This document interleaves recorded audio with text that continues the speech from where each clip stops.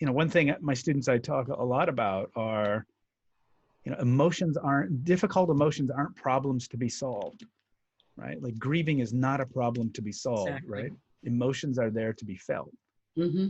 And that, and your description of, experiencing this wave of sadness. Well, first of all, you're such a great teacher in that you don't give the lesson, you describe the experience. That's such a wonderful way of doing it. And that, especially I find people who are achievement oriented, right, and are used to solving problems as their dominant mode of being in the world, and Yeah. realizing this is not a problem to be solved, right? That it's an experience to be had, and um, and that's a very different kind of mode of being in the world than we're usually taught in school. Yes, You know? it is. And it's the practice of the basic mindfulness practice of noticing your breath and then noticing it's all changing all the time, and just seeing thoughts arise and emotions arise, and just seeing them and letting them go. That practice of letting go, sometimes it seems really boring, or like, why am I doing this? It's not very important. Um, is the act of being able to let go gracefully, um, and without attachment, is that's central to all these things we're talking about.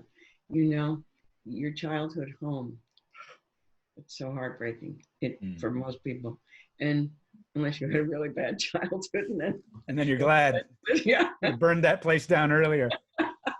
But uh, the ability to just see it and see your sadness around it, and then just let it go.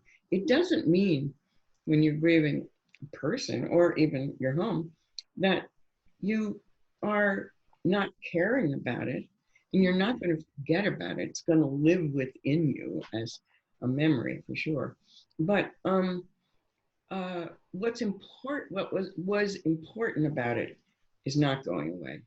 The what you learned from being in a place that you considered safe and caring, and place where you grew and were with people who took care of you and all of that has affected you. That's become who you are. So it can't be taken away. But letting go of you know of like thoughts and emotions as they arrive is such an important practice. And then, of course, when you die, that becomes, I mean, I'm just like to say that dying is just another moment. And of course it is. There is you're alive and you're alive and you're alive, and then one moment you're gonna die. So if you're there in the moment, just being there with it for whatever arises, just like silly thoughts that come up when you're doing mindfulness, then it arises, you let it go, and you're on the other side, whatever that means. We don't know. Insight to the dying process itself, right, is something that's, I mean, where do we ever talk about that?